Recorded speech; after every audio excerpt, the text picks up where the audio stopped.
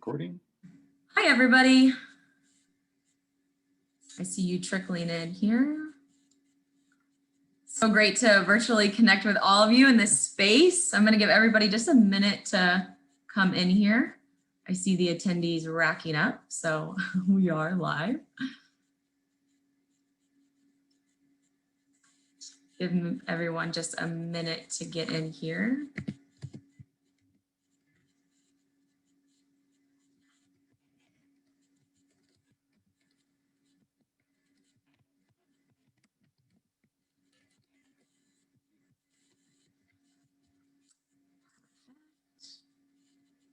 And I'm going to assign our captioner real quick.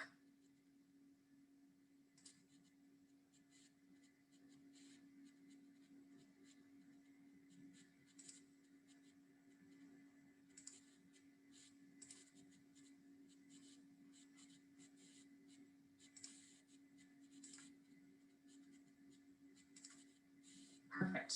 All right.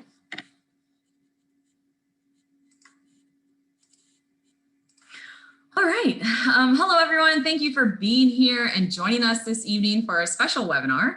Friends is co-hosting with the Columbia Gorge Climate Action Network to talk about recent progress in the gorge to build resilience to a changing climate.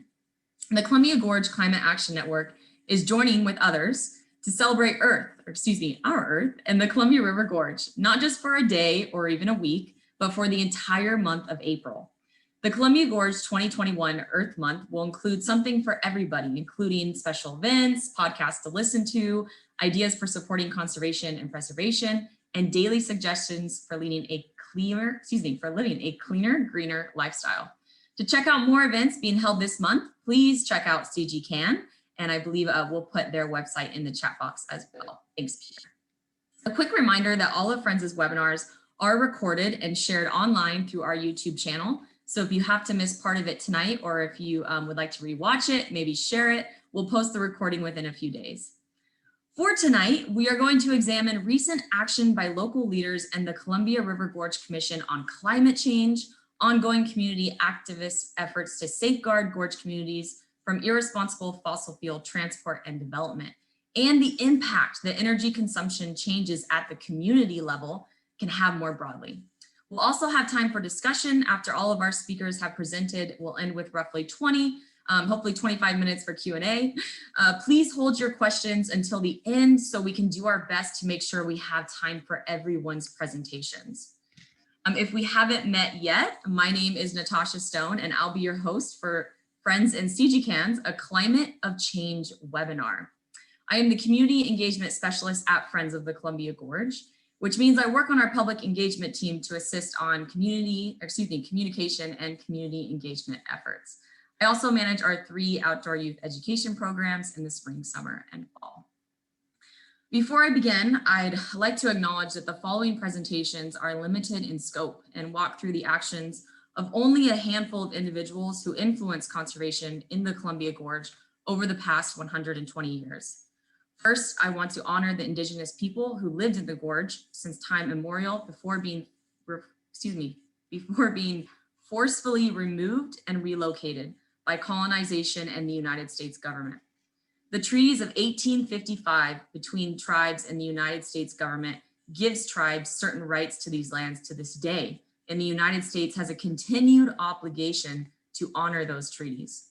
Friends supports the tribes in their efforts to defend their treaty rights.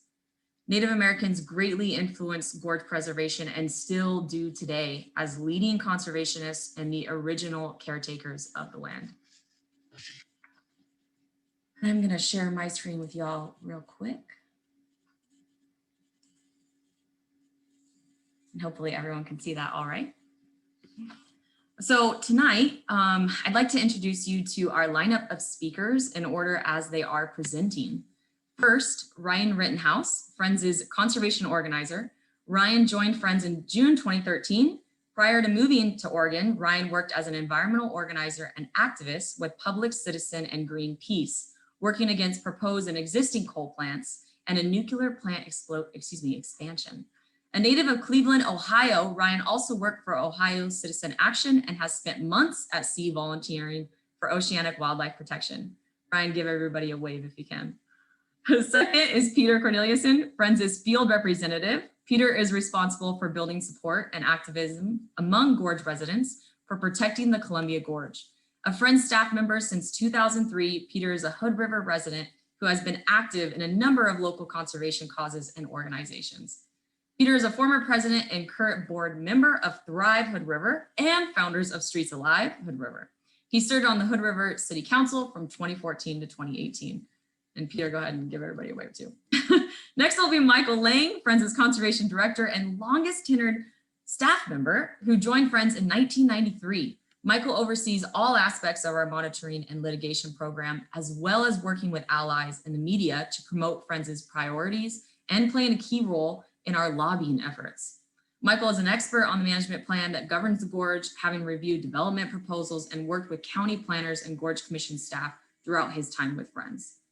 Our last featured speaker this evening will be Eric Strid, co-founder and retired CEO of Cascade Microtech, a global semiconductor equipment company in Beaverton. Eric led Cascade's public offering in 2004. After retiring in white salmon and browsing some potential sustainability projects, he soon found that if we don't fix climate change, then nothing else will matter. Eric is a co-convener of the Columbia Gorge Climate Action Network and has written and presented on emissions planning, electric vehicles, and technology disruptions. Thanks, Eric. Before I hand it off to Ryan, our first featured speaker, I wanted to tell everyone here who may be meeting Friends of the Columbia Gorge for the first time, we are the only conservation group entirely dedicated to protecting, preserving, and stewarding the gorge.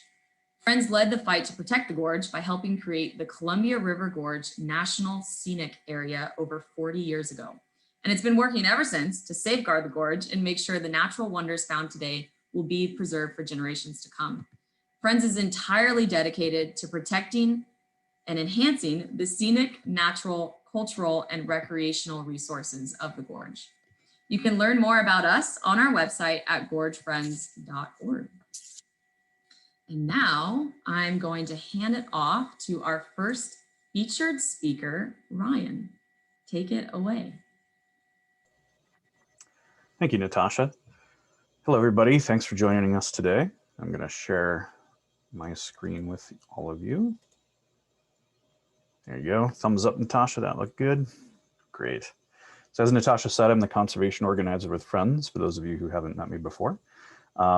And I'll be talking to you, kind of introducing you all to our webinar tonight, letting you know about the recent history of Friends' work as it pertains to climate change. So as you heard Natasha mention, Friends was originally formed as an organization to get the Scenic Act legislation passed and to protect the gorge from overdevelopment and things like that. But as the years went on, climate change and the urgency around it became much more of a priority. And so starting in the mid-2000s and late 2000s, Friends started getting more and more involved in climate change related campaigns in the gorge. And we've had a lot of victories, and that's thanks to folks like you who get involved and join us in our advocacy and conservation efforts. Trying to advance, whoops. There we go. So yeah, as I said, we've had many victories and many campaigns. And the first one of which was against the Boardman coal plant in 2008. And ever since then, we've had more and more opportunities arise to oppose fossil fuel projects throughout the region, all of which have some kind of impact or would have had some kind of impact on the Columbia River Gorge National Scenic Area.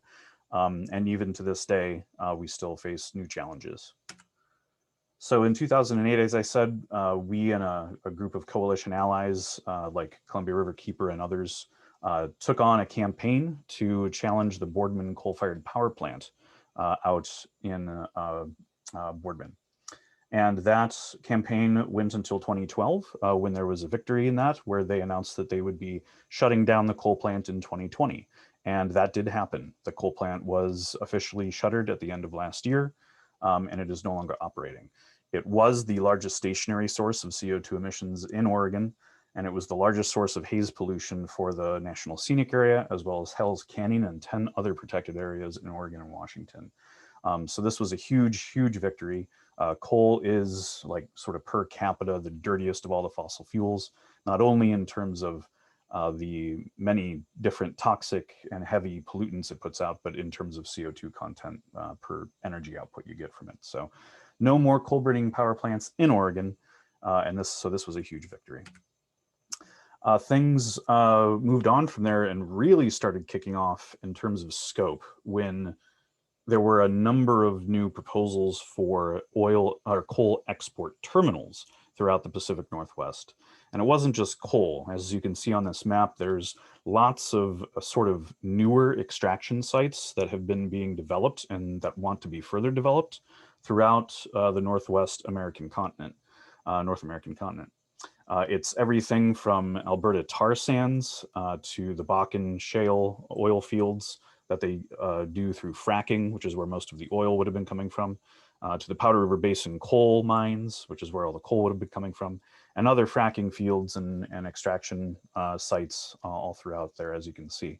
All of them, if they were to be transported on rail as opposed to pipelines, would come through the Columbia River Gorge National Scenic Area because it is the only near sea level crossing through the Cascade Mountain Range. So that the rail lines, the Union Pacific on the Oregon side and the BNSF rail line on the Washington side, are the most sought after routes to transport heavy loaded trains full of these fossil fuels to the West Coast terminals that they wanted to build.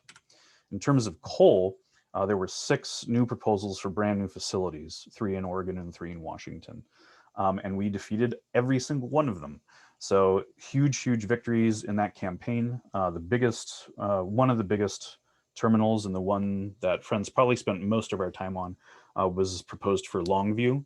And that terminal was also the one that kind of tried to hold on for the longest, but it is officially dead, as are all the others. The little circle you see there around Vancouver, British Columbia, that was for an existing coal export facility that does have trains that run through the gorge every week that transport coal up there to be exported. That one was built decades ago. They wanted to expand that one, but that expansion project has for now been put off as well.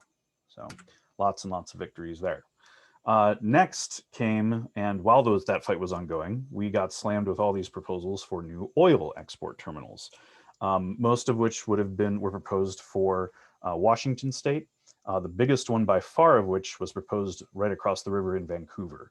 In fact, that facility would have been so large that it would have been able to transport and export more oil than all the other proposals combined. So it would have been the largest oil export terminal in North America. But thanks to a lot of on-the-ground organizing in Vancouver and throughout the region, and a really huge coalition effort of tribal leaders and other environmental groups, we got that and all the other new proposals defeated. There are still, of course, a number of existing refineries, especially throughout the Sailor Sea area, that want to expand their operations to do exporting of crude oil. And there is, of course, 2 facilities here in Oregon, one right here in Portland called Zenith, that wants to do more oil exporting, but I'll get to those in a moment. But thing to remember is we had massive, massive victories, particularly with the giant terminal in Vancouver, which will now not be built. And this all was kind of brought to a head when in 2016, the Mosier oil train disaster happened, where an oil train derailed and caught on fire. And this kind of highlighted exactly the fears and concerns we had been talking about and really drew attention to the issue. And ironically, this disaster could have been far, far worse. The wind wasn't blowing that day and the train wasn't moving very quickly. And if it hadn't been for those 2 things, Mosier might have been wiped off the map. So it was a really sober moment, I think, for a lot of people, and it really made people realize what was at stake here. There had been numerous other oil train derailments before this, and there have been a few after, the worst of which was in Lac-Mégantic, which killed 46 people. So the implications and the impacts from moving this kind of oil by rail are very real, and we should all be very glad and proud of ourselves for winning these campaigns. So big, huge part of these campaigns is always, like I said, the people powering, the activist organizing. We were able to defeat all the new coal terminals and all the new oil terminal proposals. And it's thanks to really the coalition work and all the people coming together, the tribal allies that we were able to connect with and help put their voices forward. They, in fact, were some of the most instrumental members of these coalitions, in some cases, their objections being the primary reasons why some of these terminals were defeated. And the Power Past Coal and the Stand Up to Oil coalitions were broad, multi-diverse coalitions that expanded all the way from Oregon, Washington, and British Columbia, all the way east through Idaho and Wyoming and Montana. So locally, that mostly our partners that we've worked most closely with are Columbia River Keeper, Physicians for Social Responsibility, the Sierra Club, Washington Environmental Council, and Climate Solutions, but there are many, many others. And so the fight continues, as I said, even though we've defeated all the new proposals for terminals, there are existing facilities that want to increase their ability to export crude oil, largely probably because all the new terminals were defeated. So we do have that fight going on here in Portland against Zenith, and there is another existing facility out near Clatskanie.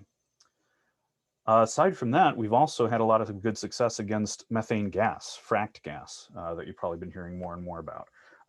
Back in 2011, a proposal first came into being for a methane gas power plant proposed right on the banks of the Sandy River, literally right on the border of the National Scenic Area. It would have been the largest individual source of haze pollution in the gorge if it had been built, and it would have completely changed that whole area right there. By the Lewis and Clark Park, by the whole Sandy River Delta, would have turned it into an industrial zone with a massive methane gas power plant. But we were successful at fighting that, and it was defeated, and it won't be built. So another victory. And recently, our most recent victory, like literally within the last few days, has come in regards to what's called the perennial wind chaser methane gas power plant, so-called wind chaser because it was designed to be a peaking plant, which means the idea was that it would rev up whenever wind power was being intermittent, so wind chaser. But Hermiston, where this facility would have been proposed, which is out east of the gorge, is already a hot spot of point source pollution from existing fracked gas burning. There's 2 large gas burning power plants pictured there in the area, and this would have been proposed right next to one of them. So it would have greatly increased that already problematic hotspot of haze pollution, and not to mention a significant source of CO2. It would have pumped out over 1 million tons of CO2 a year, would have been the 6th largest stationary source of CO2 in the state of Oregon. And but it has now, the developers have asked for termination of what's called its site certificate, which is a permit from the Energy Facility Siting Council. So another great victory. And all of these, of course, would have had massive, massive impacts on climate emissions. So that about wraps up my summary. The thing we want to bring your attention to for next steps is, even though we've defeated all these proposals, and that's very exciting, we still have a lot of work in front of us. It's probably going to look different than it used to in the past, since we don't currently have any new proposals for new facilities. But as I said, we have some existing facilities, and there's other things we're going to be doing as things progress to try to help prepare the gorge and further protect the gorge from the impacts of climate change. Right now, there is a bill in the Oregon legislature, House Bill 2021, called the Clean Energy for All bill. It does a number of things, but the primary things is it puts a moratorium on any new fossil fuel power plants, and it sets a goal for 100% clean energy in the state by 2040. Even though we're not building new fossil fuel plants and we've shut down the coal plant, there's still a number of methane plants, as I said, and of course the state also does import a lot of fossil fuel energy from outside the borders. So if you want to help out with that, please contact your legislator, let them know you support House Bill 2021. There will be a hearing soon on the bill. So if you aren't signed up on our action alert list yet, please do so. If you don't get our action alerts, you can go to our website. There's a sign up button right in the top right. Just click on that and click sign up for the action alerts. And you'll get notified whenever there's a good actionable item for you to help out with something like this. It really, really does make a difference. It's, like I said, one of the main reasons in how we were able to defeat all these bad proposals. So that about does it for me. Thank you all. And if you have any questions, yeah, please go ahead and slap them in the Q&A section, and we'll answer them when we get to the end. For now, I will turn it over to Peter Cornelison. Peter, take it away. Oh. All right, thank you, Ryan. I'm going to share my screen.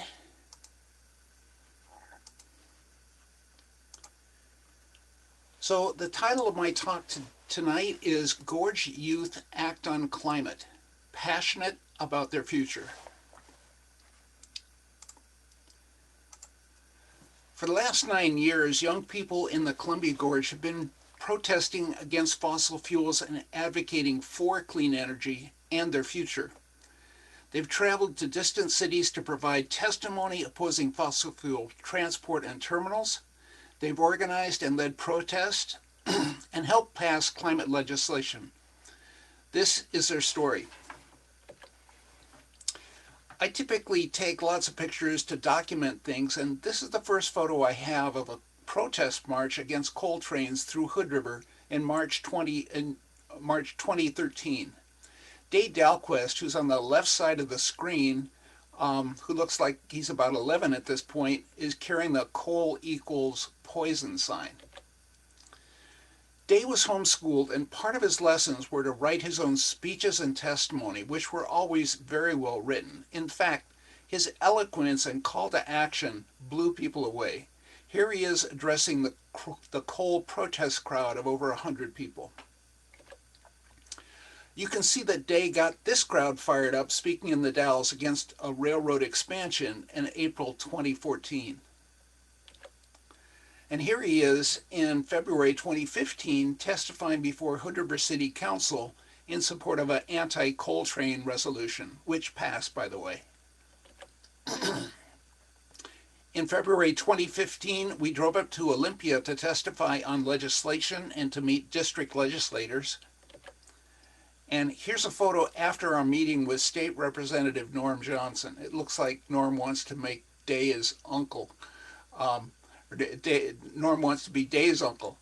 All three of the politicians we met with that day were more than happy to get their picture taken with Day in the shot.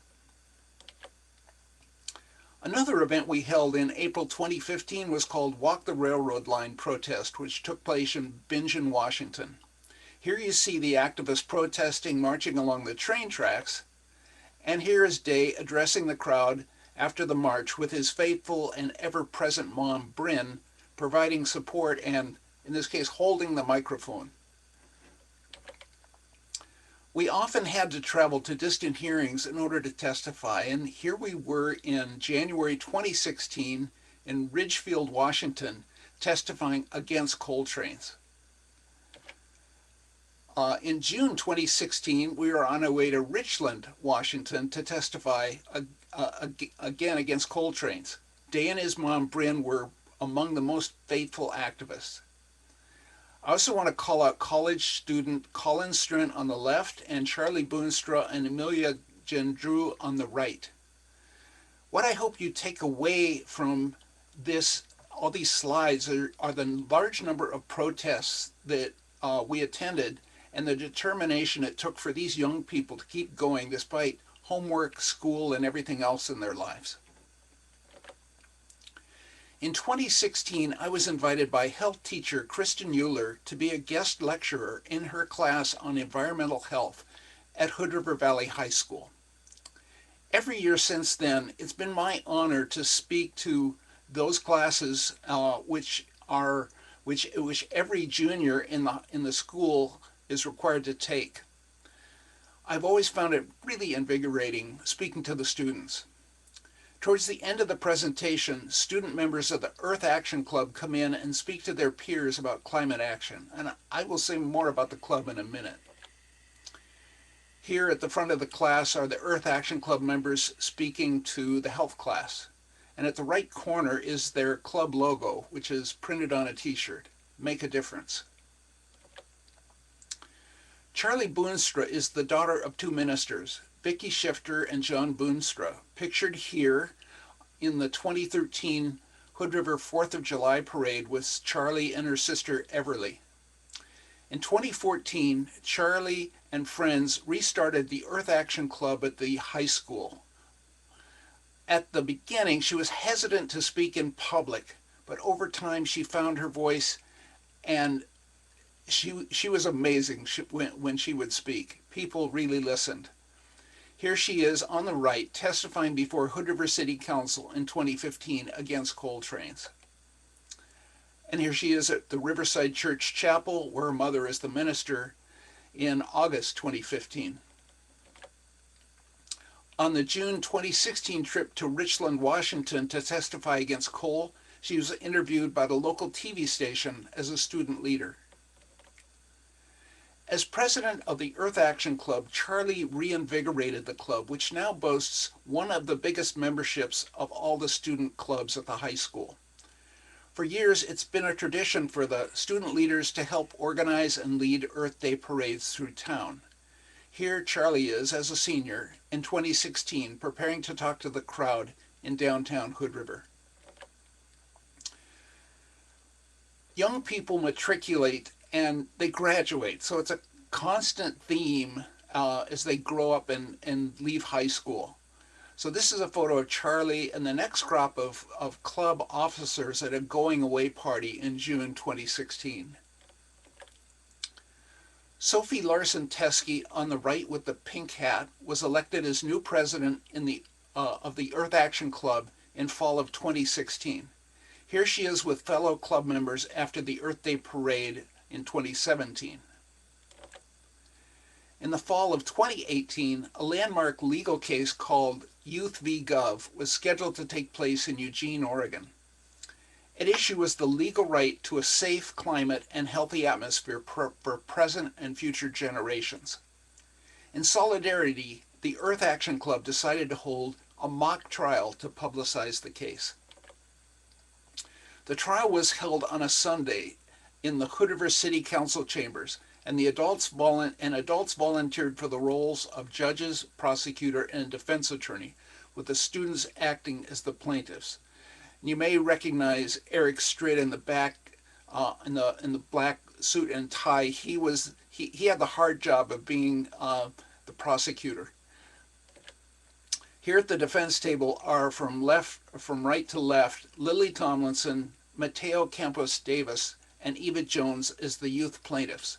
They each gave an impassioned presentation on why this case mattered to them and garnered media attention. At the 2019 Earth Day event, the Lorax was a popular theme. Here is Sofie and the other club members with the mayor of Hood River, Paul Blackburn. Seems like politicians love to get their pictures taken with youth.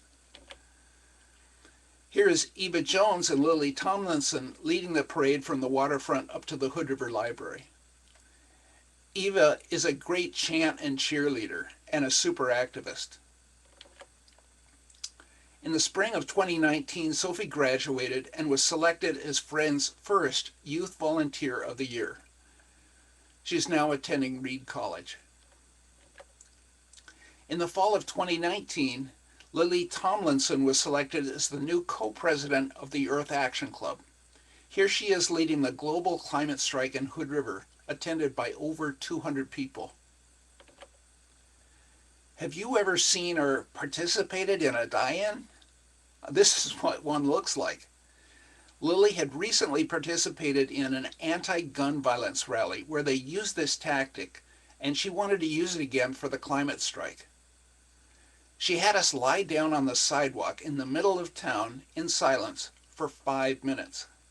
It was actually a very effective way of driving home the ultimate reality of not controlling our carbon pollution. Youth voices are powerful because they speak with moral authority about their own future. In 2019, Earth Action Club members participated in drafting and presenting a climate crisis resolution to the Hood River City Council. Here is some of what Lyric Edmonds and Lottie Bromham said to Council. Lyric: every day, thousands of people are gathering and making their voices heard. They are all saying the same thing. Our mother is on fire. There is no planet B. Now is the time to listen to these voices and to make the changes the people are asking for. Lottie said, move up the zero carbon emissions date to 2035 because rapid, effective action needs to be taken in order to reverse the effects of climate change. And I can say one thing for sure. If nothing is done, the children of this town will never forgive you. Based on this testimony, Hood River City Council moved up the date for city elimination of greenhouse gases from 2050 to 2035. I really think Lottie was channeling Greta Thunberg with this last sentence. It really made an impact. Here are the key provisions of the Hood River Climate Crisis Resolution. First and foremost, the pledge for the city to go carbon-free by 2035. In late 2019, Lottie testified in support of a climate action plan before the Gorge Commission. Her voice was powerful. In the ensuing discussion about the climate plan, several Gorge commissioners referenced her testimony, proving once again that youth voices have power. In the spring of 2020, Lottie was selected as the Youth Volunteer of the Year, shown here with Kevin Gorman, Friends of the Columbia Gorge Executive Director. Lottie is now attending Portland State University. In the fall of 2020, Luke Ranella, a senior, was elected club president. Up until a week ago, I had never met Luke in person, despite having lots of interactions over email, text, and Zoom. Pandemic rules. This is what an Earth Action Club meeting looks like during COVID times. Club Vice President Emma Riss is shown at the top left, followed by Luke, and then teacher and club advisor Ted Kramer. A key objective for Luke and the club this year has been the introduction of a business sustainability pledge, based on the idea that successful business is dependent on a healthy environment.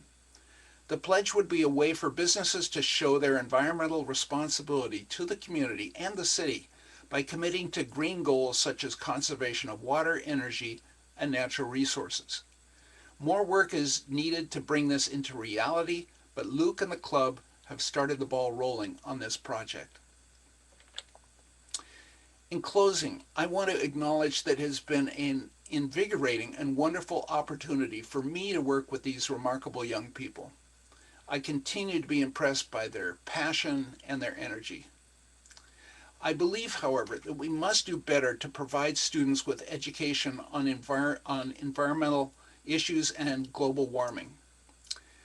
When I talk to the students in the health class, I only speak for about an hour on the environment. But for many, it's the first time they've been exposed to the truth and the urgency of global warming.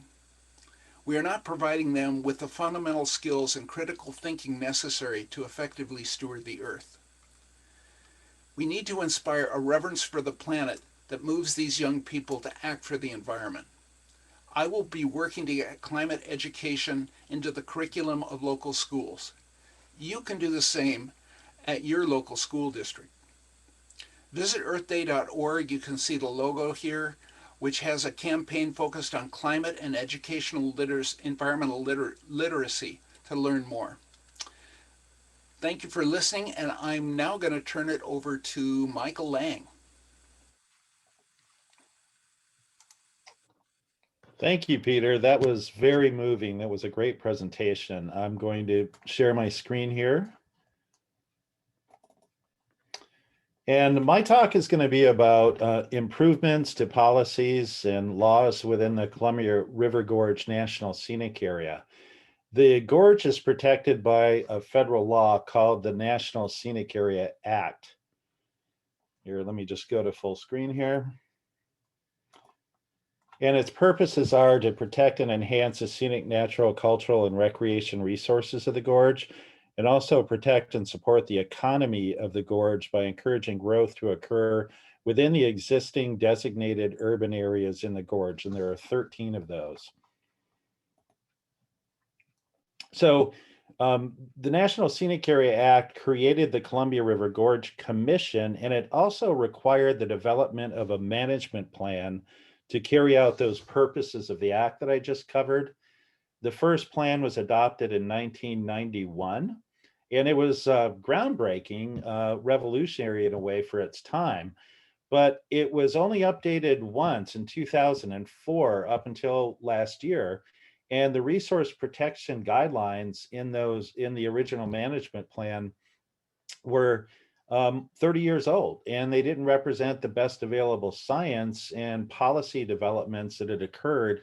And in particular, there's not one single mention of climate change in the entire 500-page document. So as a result, water quality and salmon and wildlife habitat was imperiled.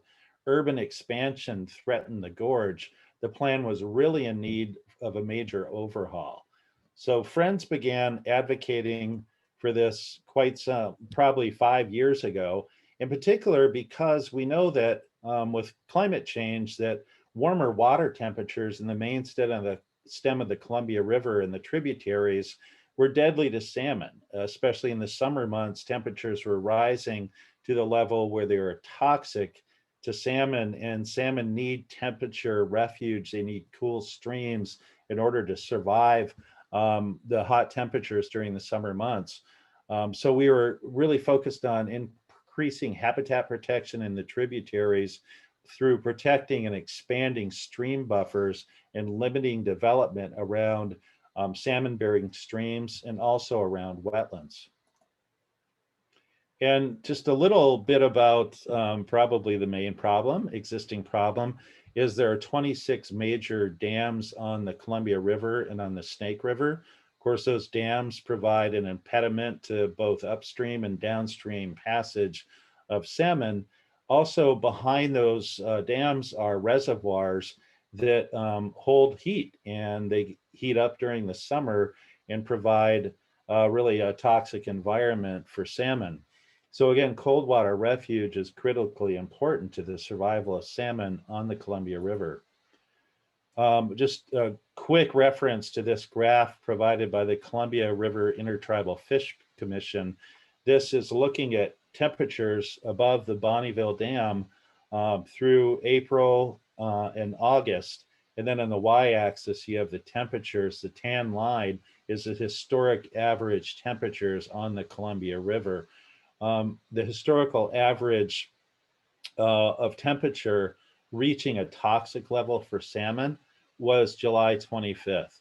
The lines above those represent the temperatures in 2015 in black, 2016 in red or orange. You can see it's well above the historical average. In 2015, water temperatures reached that 68 degrees, that sort of toxic temperature for salmon, a full month before the historical average. This just demonstrates the effects of climate change along with other human development impacts imperiling endangered species like salmon in the Columbia River. We've got to do something about it. So what Friends and our allies concentrated on was revising the management plan and adopting climate policies to respond and build resilience against climate change. Also to protect fish and wildlife habitat, to improve water resource protection, to protect native plant habitat in the gorge, and also stop urban expansion and address and try to reduce the risk of forest fires.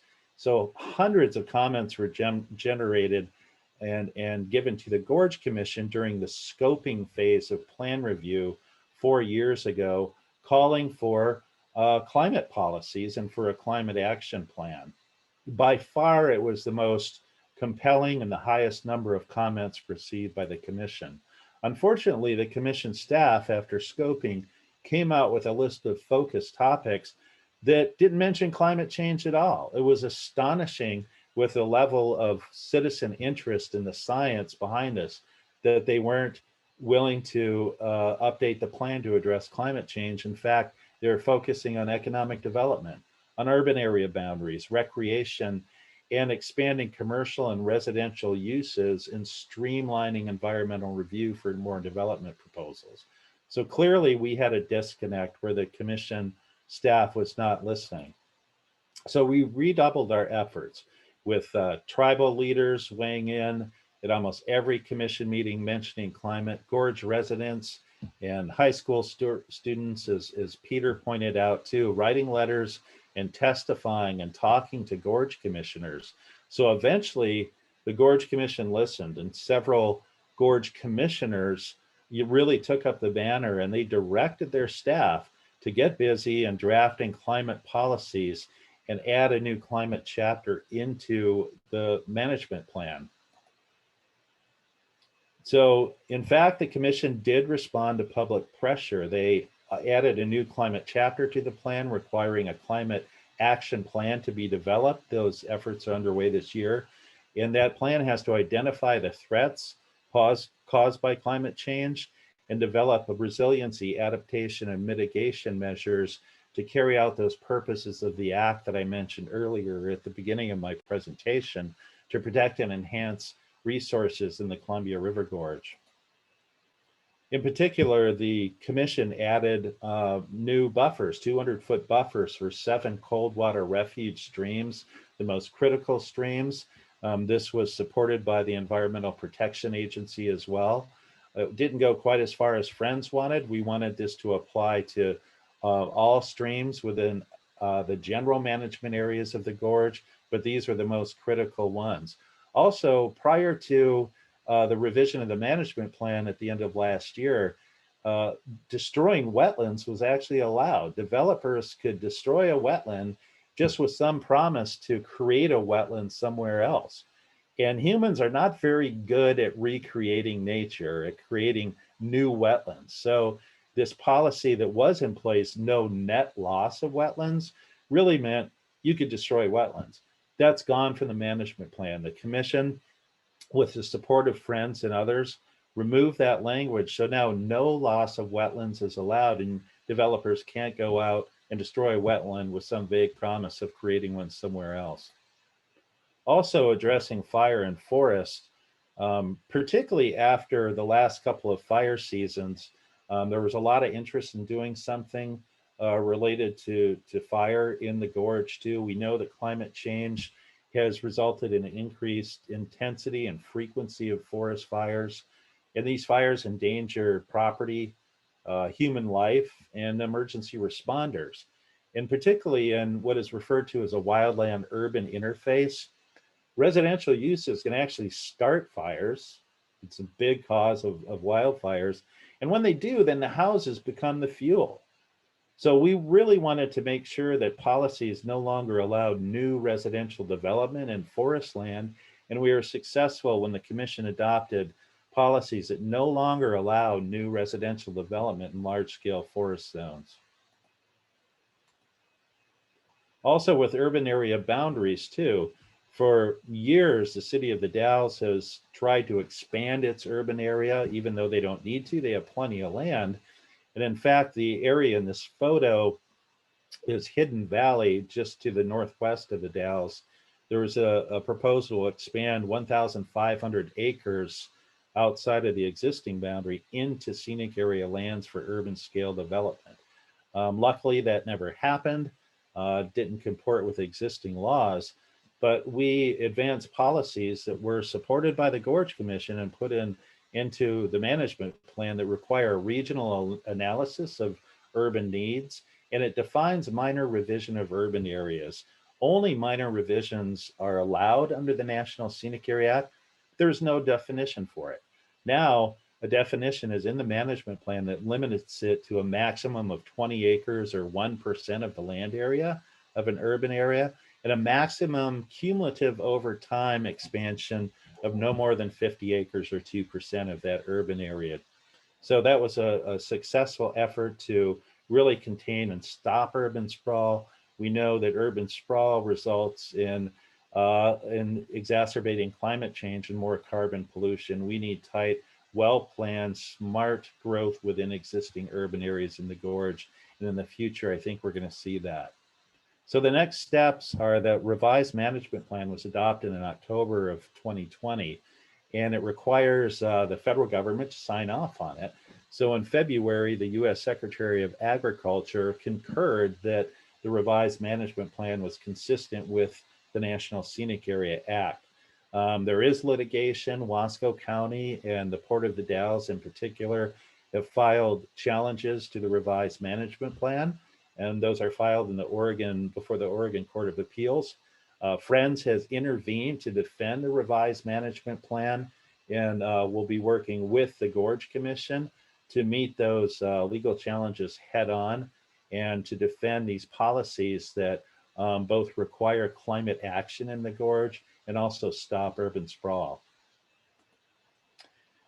So that wraps it up.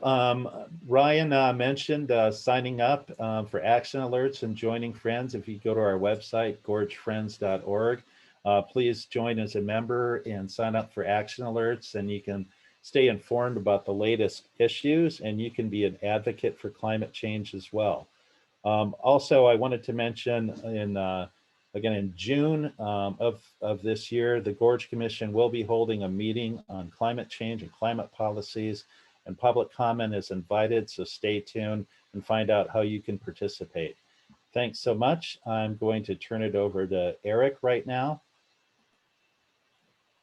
Take it away, Eric. Thanks, Michael. Good evening. Good stuff there you have. There we go.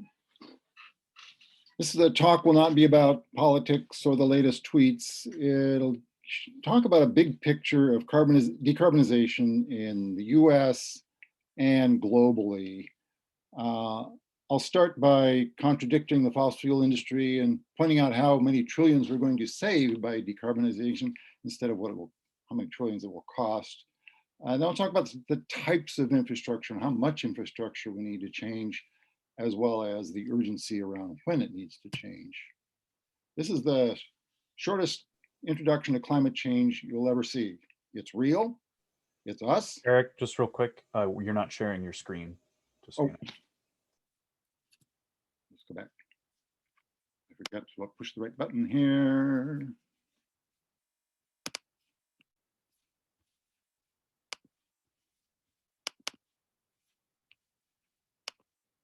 There we go.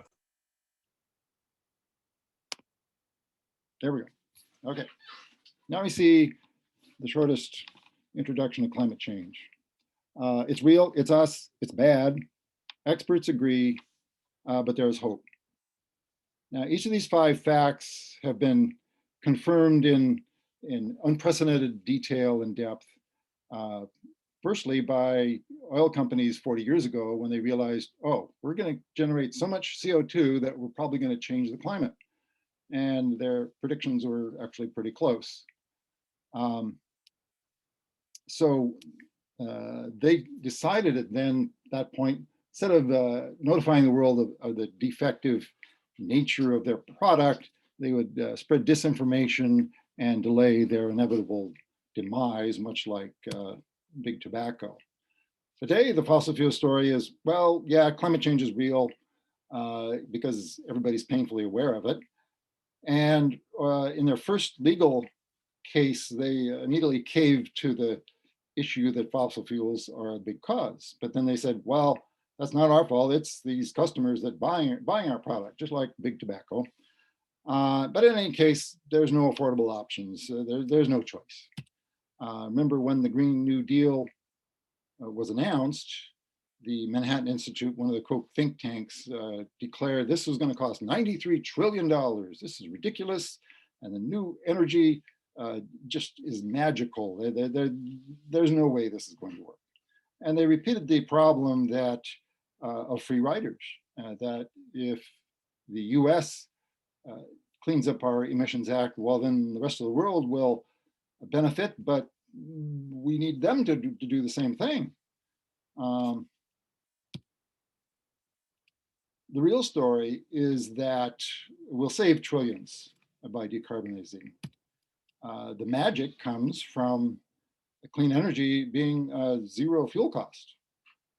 The sun is here, the wind is here. We just need to figure out the technologies to harness it. Those technologies keep getting cheaper, and those technologies are converting the wind and solar energy to electricity, which is far more versatile than just burning fuels. So that ends up enabling energy and applications that are about 3 times as efficient as the fossil fuels. Now, some numbers you should keep in mind. You've heard of this $2 trillion infrastructure package and how giant that number is. Well, we buy over $1 trillion of fossil fuels every year, the US does. And if you were to generate that much energy and use it in the zero emission ways we know how to do, it would cost significantly less every year. So $2 trillion over 10 years sounds like a bargain compared to the expenses we're dealing with fossil fuel. Big oil, some of big oil has gotten the message. This is British Petroleum's latest forecast from last year. And the good news is that we've already passed peak oil demand in all their scenarios. And in the scenario where we reach net zero, there's a dramatic drop off in oil demand. So it's in every jurisdiction's best interest to decarbonize. This is true at any scale, right down to your household. There are so many local and immediate co-benefits of decarbonization that there's really no need to try to scare people about this invisible odorless gas that we all exhale that's going to melt glaciers in Antarctica in 50 years. There's the lower fuel costs, there's lower maintenance costs, there's the lower toxics. The fossil fuel is by far the largest source of toxic emissions we have. You can keep energy spending in the region if you don't have to import fossil fuels from elsewhere. The load on the grid load will increase roughly 50% in Oregon or Washington if we electrify transportation, plus a few other applications. And that extra load can actually make the grid more efficient. So it's a big win for utilities. They get more revenue and lower costs, and they don't really get it yet. We need to get them really going after big oil.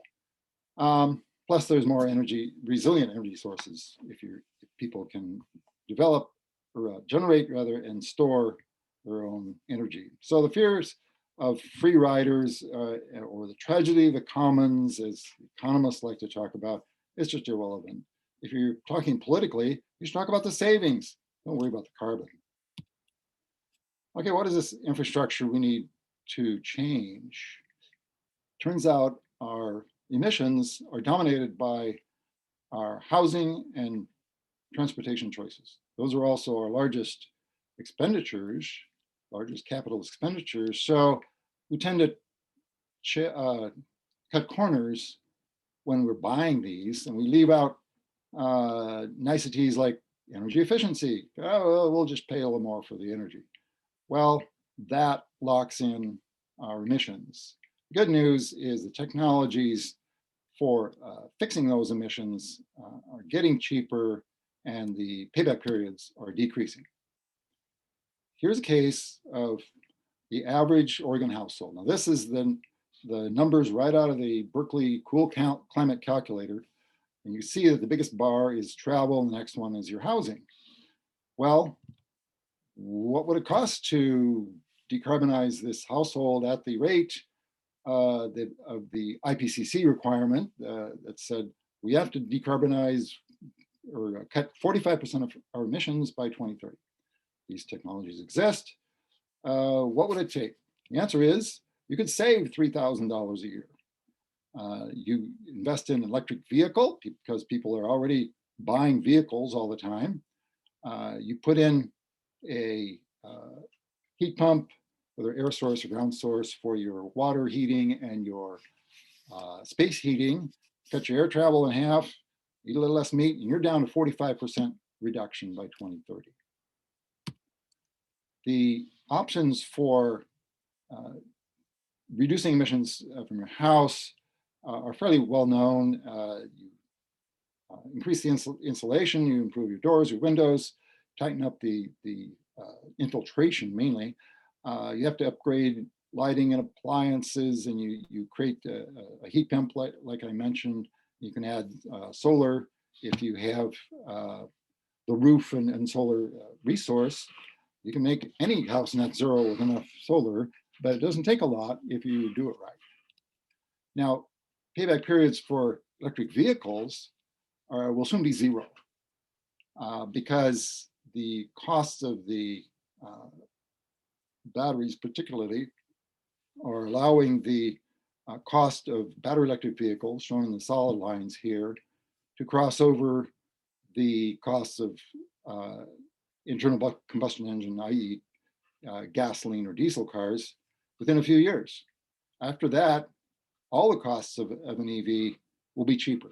The blue lines are for pickups, which I just assumed here would be twice as big a battery.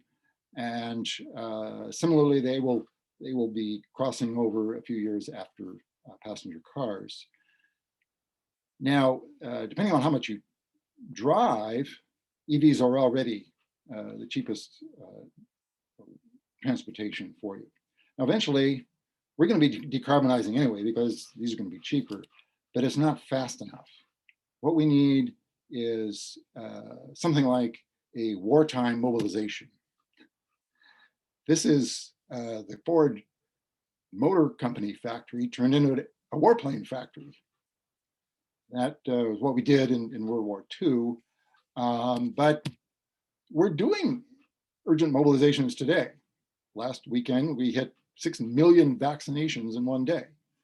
More relevant to the decarbonization is there is a little publicized existential race at global automakers right now for producing EVs in enough quantity. And that's because the first suppliers to earn their market share back with EVs will keep that market share. Just like when we had smartphones come along, the Palm and Nokia and Blackberries disappeared. You have smart iPhones and Androids today. That's because the technology's disruption process, the customers, we glom onto what people say is working, and we get used to that. We don't want to change it later. This factory was put in China and went from permit to production in 168 days. Cranks out hundreds of thousands of EVs now. That's going on around the world. What would help from policies? Well, basic planning would help. There's no states and only a few countries that actually have comprehensive long-term plan for emissions and energy. In Oregon, we don't really analyze the options. We have policies driven by emotion or ideology and not by evidence of what's working. We need to leverage this clean energy revolution in vehicles, but also solar and wind and batteries. They're all cheaper now than the fossil fuel equivalents. Now, if you look at the numbers, you also have to steer the infrastructure purchases. When we're buying cars or new houses, you have to steer those to zero emissions. Otherwise, it's going to cost many more trillions to buy the infrastructure. The US buys about $600 billion of new vehicles every year, light vehicles, and about that for new residences. So we have to steer that, policies need to steer that spending. Another thing that's happening is clean energy is cheaper to operate. The fuel and the maintenance cost is much lower. So it's really a financing hurdle. We need more loan funds. Green banks such as Connecticut and New York have done very effectively leverage private funds with public funding while also repaying the state with interest. There's a proposal for federal green bank funding. There's even in the Hood River County, the plan envisions that we have a $25 million revolving loan fund.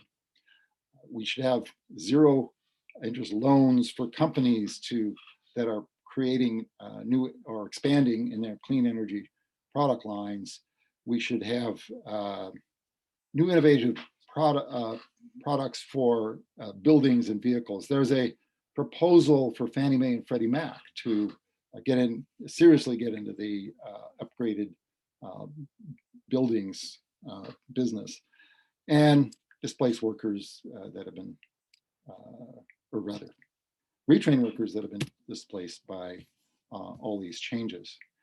So what's in this big infrastructure bill? It's a $2 trillion great laundry list of things that need to happen.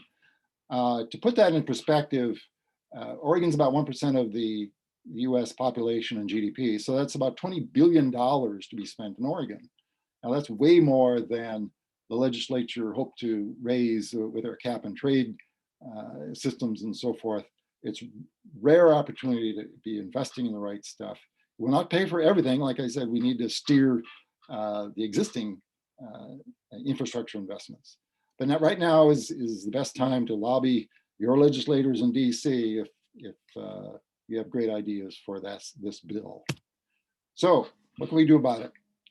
We need to be talking to others more about climate change and about decarbonization and what it can save, not what it's going to cost. You can go after your own footprint, calculate your emissions and what it can cost. And over 10 years, you can cut out a lot of emissions out of your footprint. And politically, we need to be advocating for much more urgency. We need those policies that steer the new purchases and the policies that create more financing options. You're not going to get there by just bicycling more or turning down the thermostat. We have to replace a whole lot of infrastructure. Thank you, and back to you, Natasha.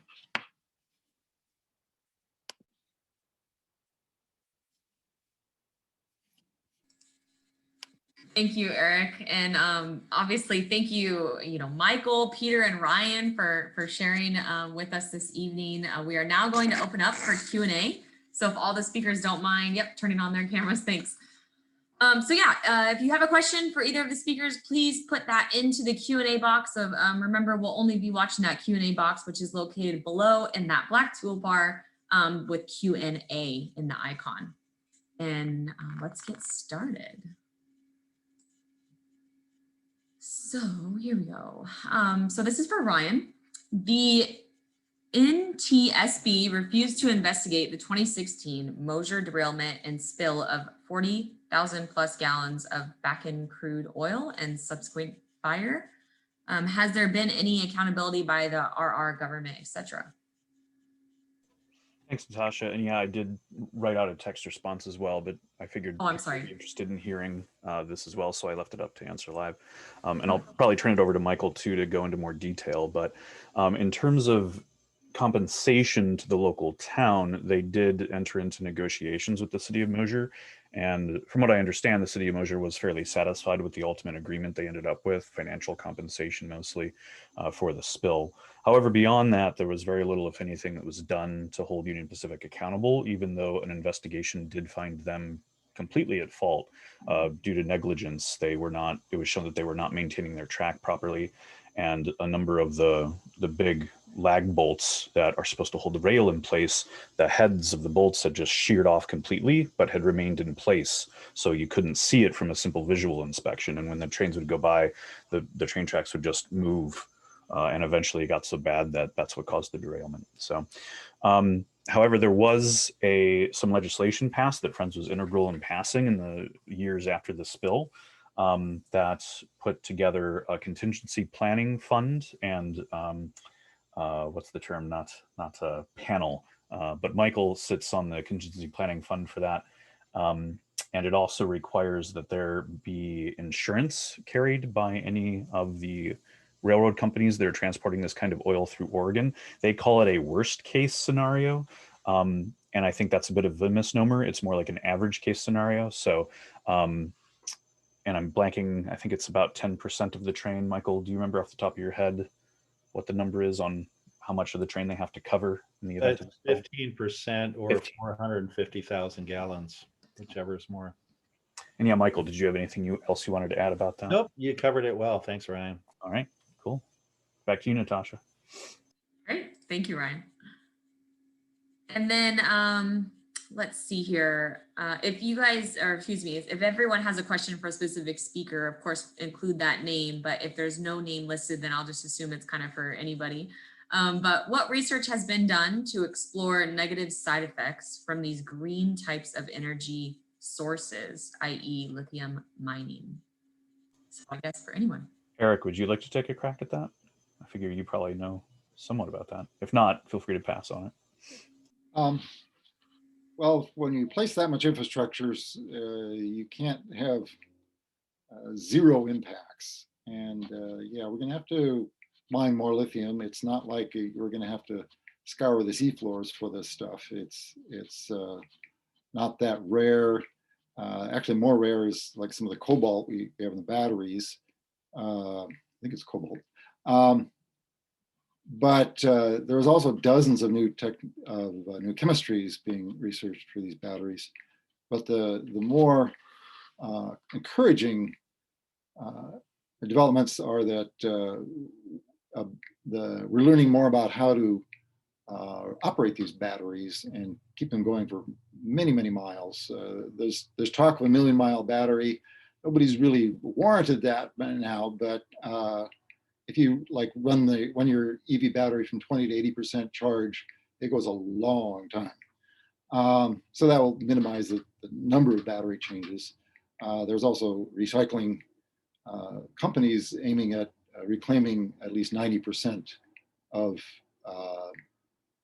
lithium battery, lithium-ion battery, typical battery pack for an EV. I'm not an expert there, but I'm not real concerned about it. We have a lot of mining going on, and we need to figure out how to clean it all up. Also, with large-scale energy development, there's always a chance and the risk of environmental impacts from that. And so-called clean energy is the same. It's all about siting energy projects and designing them properly to avoid environmental impacts. A couple of examples. One is with wind energy development. Parts of the gorge, particularly in the Eastern Gorge, is really critical habitat. Audubon Society has designated important bird areas on the bluffs in the Eastern Gorge. And we've had to oppose some wind projects because they're not properly sited and designed to minimize those impacts to raptors, in particular, golden eagles. And we're currently challenging a wind project along the Deschutes Wild and Scenic River that's in critical golden eagle habitat. The U.S. Fish and Wildlife Service recommended that the project be set back from the canyon, from the Deschutes River Canyon. The developers and the permitting agency, Oregon Energy Facility Siting Council, ignored those recommendations. So again, it's just, I guess, kind of like real estate. They say location, location, location, right? It's the same with energy projects. Yeah, and I will wrap up with that saying that there are concerns with any extraction process, but an important thing to keep in mind is that, like with batteries, for example, there are ways to make that better. And we as the environmental community, of course, need to keep pursuing and putting pressure on the industry to make those changes. But the thing about burning fossil fuels is it's inherently unsustainable. It's impossible to create a closed loop system with that, right? You're digging up fossil fuels and burning them. You're emitting their trash into the atmosphere and into the land and the water. With renewable energy, you're not doing that. So even with the negative impacts from lithium mining and other things, it's a huge advancement and increase in terms of environmental protection over fossil fuel use. So, but we should hold everybody's feet to the flame, and we'll continue to do that. Back to you, Natasha. Thank you. Thanks, everybody. Alrighty, so another one, this is from Anonymous, but do you expect increased incentives with Biden's infrastructure plan to build green homes and switch from gas to solar panels in homes? And I'm assuming this is for anybody as well. Well, I think the short answer is yes, but the details of this giant infrastructure bill will be worked out over the next 6 months. And so there's not much to report. And but there are lots of billions in there to fix old homes and incentivize solar and so forth. So generally, I think yes, but I don't think there are any specifics to report at this point. Right. Okay. That's great. From Karen, can you speak to the efficiency or inefficiency of transporting electrical energy? Being an electrical engineer, I should know this one when I'm cold. The losses depend upon the length of your transmission lines and the number of substations and so forth. But when you ask the experts, it's less than 5%. It's more like an average of like 3%. Now, the longer the transmission line, the more you'll be losing. But while that's a significant loss, it's not huge on the big picture. What I'd like to see in the future is a lot more local generation and a lot more local storage, which actually needs less transmission and or distribution. But the long-term storage is the expensive pole in the tent there. Really don't have that yet. And so it's not really, that's not real yet.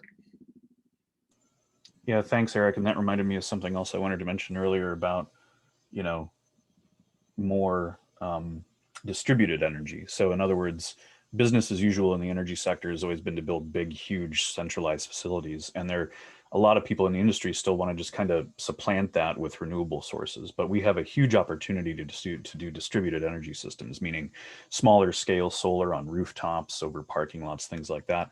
And that's something that still isn't being pressured all that much or developed all that much. So I hope we can continue to do more of that in the future in general as the environmental movement. There was another point I was going to make, but I forgot what it was. That happens to the best of us. So we have 2 raised hands, and I'd love to try to have people ask their question personally if they'd like to. So I'm going to unmute Donna. Donna, go ahead. We can hear you. If you'd like to unmute yourself as well and go ahead and answer your question, or excuse me, ask your question.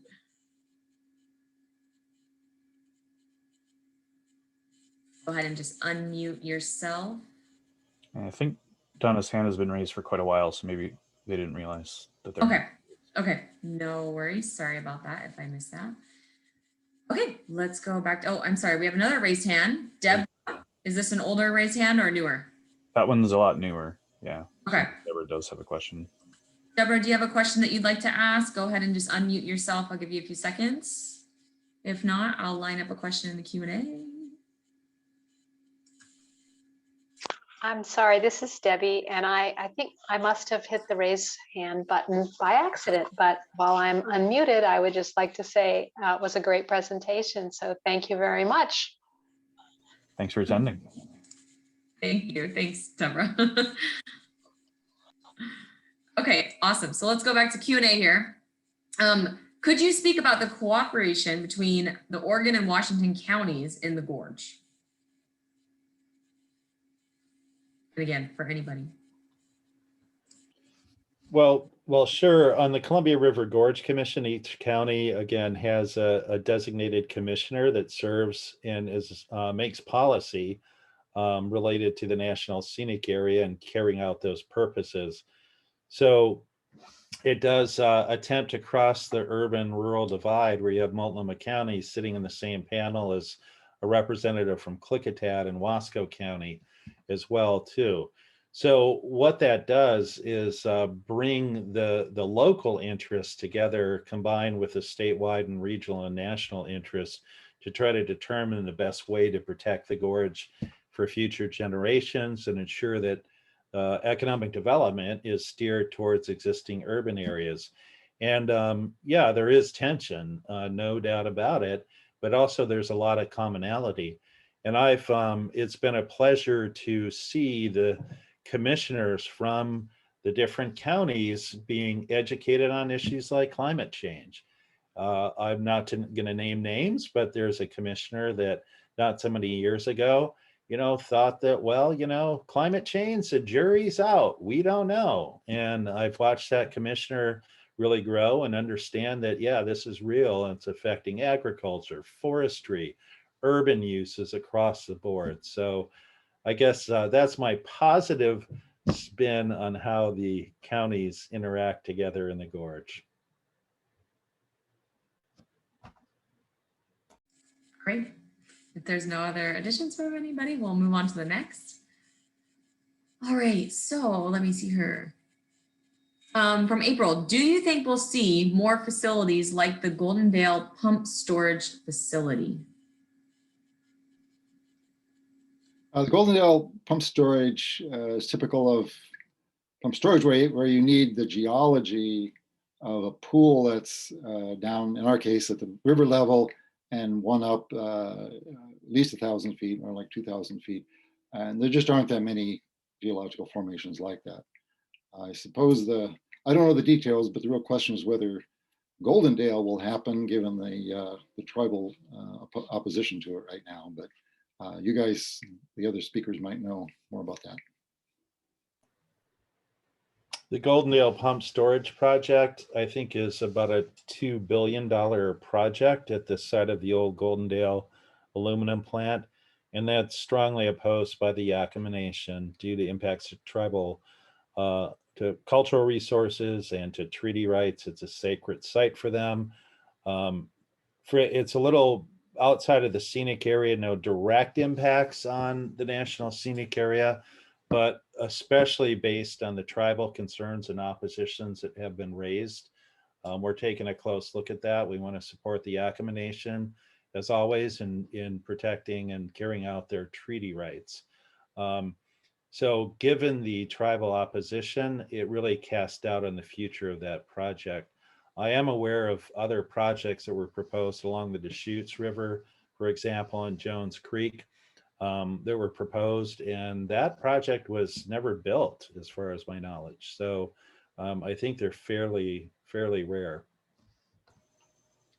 Yeah, and Natasha, if you'll allow me, this ties into Roger's question as well. And Roger asked if there's a valid use of natural gas as an interim source of energy when the winds aren't blowing. So obviously, energy storage facilities can serve the same purpose. So my answer would be there's really no need for any natural gas facilities as an interim source. And it reminded me also of what I was going to say and forgot, which is energy efficiency. And unfortunately, House Bill 2021, as far as I know, doesn't include anything on efficiency, and it's kind of the redheaded stepchild of the renewable energy debate, because the most efficient and simplest and cost-effective and easiest thing to implement are efficiency measures, but hardly anybody ever talks about it because, well, there's two reasons. One, it doesn't really get much attention. It kind of puts people to sleep. It's kind of boring. But also everything about our economy and society kind of fosters waste. Like there's no real incentive for energy producers to become more efficient because the energy that gets wasted by consumers, they get money for, they get profit for. So that's something we need to address. But there are things we could do with energy efficiency that could also meet this sort of ancillary demand. You know, when the wind dies down or when it gets a cloudy day and you need more energy than you currently have available. Demand response systems that work with big energy users that allow a smart grid, if we develop out a smart grid, to be able to dynamically adjust the way in which consumers of energy and producers of energy are meeting energy demand. And that's a complicated conversation, but it's one that I hope will be held more, and I hope that the public learns more about and advocates more with their elected leaders. But we will need some energy storage. Luckily, here in the Pacific Northwest, well, sort of luckily, not really luckily, we have a lot of existing hydro, and hopefully there'll be changes to that in the future as well. But existing hydro facilities can actually act as energy storage. It's basically what they are. They're a big reservoir of water that they can pretty much release whenever they want and generate electricity. So as all this stuff gets better, as we integrate all these systems and get smarter in the way we address energy use, there really won't be any need for what are called peaker plants, these natural gas plants that are used to meet that ancillary demand. So hopefully that made sense. A few points on this. It's around the country, the peaker plants are being supplanted by utility scale batteries. The demand response that Ryan mentioned will be significantly more powerful as we add, or more versatile as we add electric vehicles, because demand response is about the utility telling the customer, say, can you cut down your load right now? We maybe use it later. Well, that's exactly what an electric vehicle is good for. Stop charging now, I'll charge it at midnight, and I don't care. The other thing is seasonal storage is a real requirement, and what we have is peak needs in both the summer and the winter. The summer peaks are easier here because we have solar and wind, but the winter peaks we often have windless, cloudy places. So actually green hydrogen generation and storage is a real hot topic in Northern Europe, and ought to be a real hot topic in the gorge here. There ought to be a giant hydrolyzer plant somewhere around the Dalles for such a thing. Thank you, everybody. All right, so we've got here from Judy, a few questions here. Are you taking a strong Are you taking a strong stance on the Biden climate plans to include clean up Hanford at long last? What, if any, new or additional work needs to be done concerning radioactive materials draining into the Columbia River? And lastly, what is the position on SMRs in the region that could impact the scenic area? For anyone. I think that's a good question from Michael. I can state quickly that since Hanford is so far away from the National Scenic Area, it's typically something we've let Columbia River Keeper take the lead on. And if you're interested in the Hanford issue, I strongly recommend getting in touch with the Columbia River Keeper. They've really been the ones leading the charge on all things Hanford related for decades now.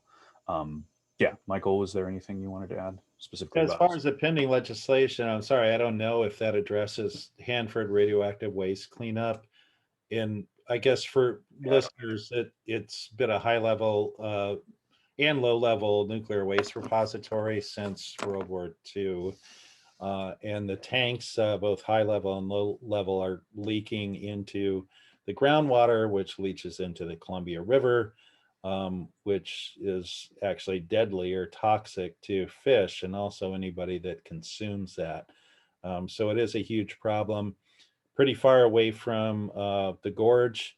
And as Ryan points out, Columbia River Keeper and other groups like Heart of America Northwest have been monitoring that and advocating for cleanup of that waste for a long, long time. So we look to our partners to really take the lead on that issue.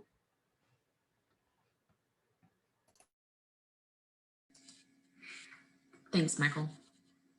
And then from Mark and Janet, there have been a number of recent climate change action plans that have been passed this winter and spring in the gorge. In what way can these be best coordinated to make a difference? Thanks, Mark and Janet.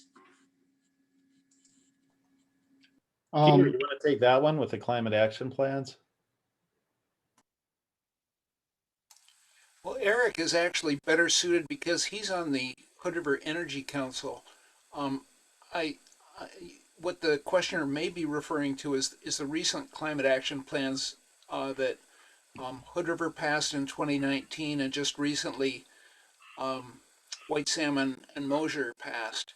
I think the folks in White Salmon kind of used the Hood River plan as a model, but Eric, you were involved in helping to draft that. What would you say? Yeah, so Hood River County was definitely the pioneer here. Did a lot of things right, and White Salmon and Mosier and now Bingen are looking to Hood River not only for the types of policies they're working on, but also the infrastructure.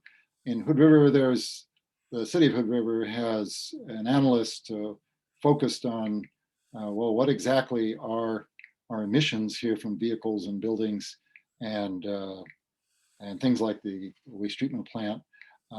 That is the detail work that needs to happen for the municipal emissions, and white salmon moles are likely to follow suit and watch what they're doing. In fact, there's already conversation. But the bigger impact, of course, is the people of those towns have to clean up their infrastructure, and there's a significant component of community education necessary, and just the kinds of things I was talking about. How are we going to clean up our emissions, which also cleans up our toxic emissions and keeps spending in the area and saves money too. So there's a good, the coordination is the people who are near each other and are already talking about what it takes. Yeah. In those climate action plans, there is a component. One, I don't know if you were able to read all the 5 components of the Hood River Climate Plan, but one of them is public education. So that's really key. Great. Thanks, Peter. Thank you, Eric. Thanks, everybody. So I think we got time for about one more question. I'm sorry that we can't get to everybody, but thank you so much for everybody sending in your questions so far, and thanks to everybody saying goodbye and thank you in the chat box. So last question here. Let's see. It seems that HB 2021 is supporting nuclear power despite the fact that Oregon voters didn't want it, and despite the fact that fossil fuels are used in processing the fuel. It seems a lot cheaper and healthier to simply do more renewables, energy efficiency, and grid improvement. What is everyone's thoughts? From David. Yeah, David, it's my understanding that the bill is pretty much primarily focused on renewables, not nuclear. There's nothing in the bill that I know of, although granted I haven't read the legislation yet, I've only read the summaries, that specifically focuses on nuclear, either by saying it's one of the alternatives that can be used or specifically saying it shouldn't be used. I would be very shocked and surprised to see the industry try to use this bill as an incentive to build new nuclear plants. Nuclear has been a non-starter for many decades now in the Pacific Northwest. If anybody did try to build a nuclear plant, there would be massive public opposition to it, even if they tried to disguise it as, you know, renewable or clean or something, which of course it isn't. In the environmental community, nuclear is not considered clean or renewable. The primary focus of that bill, though, is to transition off of fossil fuels and onto renewables as a replacement. So, and the amendments referred to as -23 amendments were just adopted this week too. And I am not aware, and I would be shocked, really shocked, if it would have provisions to renew nuclear energy in Oregon. As Ryan refers to, after everything the state has gone through for decades to close down the Trojan nuclear power plant and keep other power plants from being built, I would find that to be highly dubious. So. And I do see that Judy asked in the chat about small modular reactors. That is something I've been hearing more and more about lately. If any proposals do pop up in the area, though, I'm sure that would attract just as much attention from the environmental community. They're probably going to be far too expensive to deploy on anything like a commercial level, but we will keep our eyes on that. And if something does pop up, we'll start spreading the word. Nuclear may have applications in some areas, but not for commercial generation of power. So. Thanks, everybody. And then last question, as we're out of time. Is there any movement towards establishing rights of nature legislation for the Columbia River?